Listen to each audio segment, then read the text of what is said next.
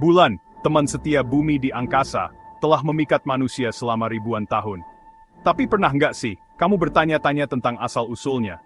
Teori yang paling kuat mengatakan kalau bulan terbentuk miliaran tahun yang lalu dari sebuah tabrakan dahsyat. Sebuah objek seukuran planet Mars, yang diberi nama Theia, menghantam bumi muda dan melontarkan serpihan-serpihan raksasa ke ruang angkasa. Puing-puing ini, karena gravitasi, akhirnya menyatu seiring berjalannya waktu, dan membentuk bulan.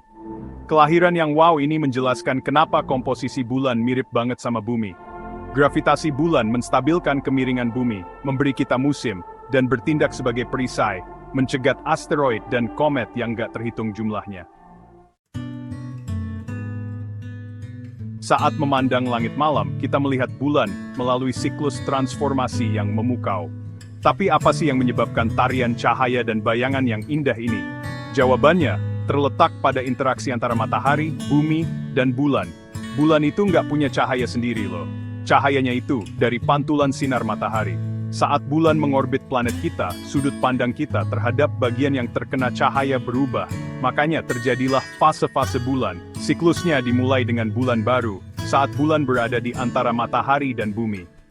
Saat bulan melanjutkan orbitnya, secercah sinar matahari yang dipantulkan mulai terlihat, menandai fase bulan sabit. Bulan seperempat pertama terjadi ketika setengah dari permukaan bulan yang terkena cahaya terlihat, yang akhirnya mengarah ke bulan purnama yang menakjubkan.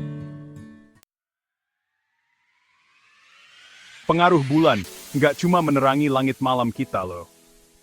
Bulan juga punya gaya gravitasi yang kuat di bumi, yang paling jelas terlihat dari pasang surut air laut. Naik turunnya permukaan laut secara ritmis ini, yang dikenal sebagai pasang surut, terutama disebabkan oleh tarikan gravitasi bulan.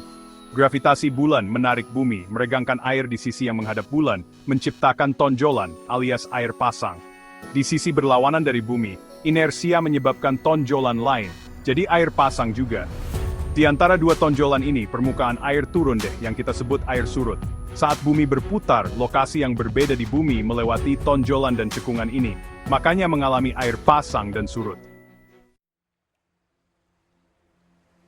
Bulan mungkin tampak familiar, tapi di balik permukaannya yang berdebu, tersimpan keajaiban tersembunyi yang terus bikin ilmuwan penasaran. Misalnya, tahu nggak sih kalau bulan itu punya gempa bulan? Getaran seismik ini, yang disebabkan oleh tarik-menarik gravitasi antara bumi dan matahari, bisa berlangsung selama berjam-jam. Penemuan terbaru juga menunjukkan adanya air es yang bersembunyi di kawah-kawah gelap permanen di kutub bulan. Penemuan ini memicu kegembiraan tentang kemungkinan penggunaan air bulan sebagai sumber daya untuk eksplorasi manusia di masa depan. Bulan juga menyimpan petunjuk tentang tata surya awal loh, dengan menyimpan jejak tumbukan kuno di permukaannya yang penuh kawah.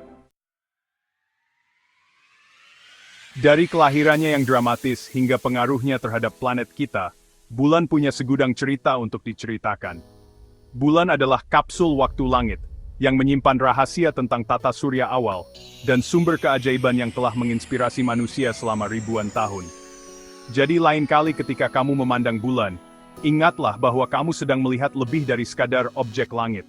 Kamu sedang melihat saksi sejarah bumi dan penggerak ritme planet kita. Dan ingat, selalu ada lebih banyak hal untuk dipelajari. Teruslah menjelajah, teruslah bertanya, dan teruslah memandang bintang-bintang.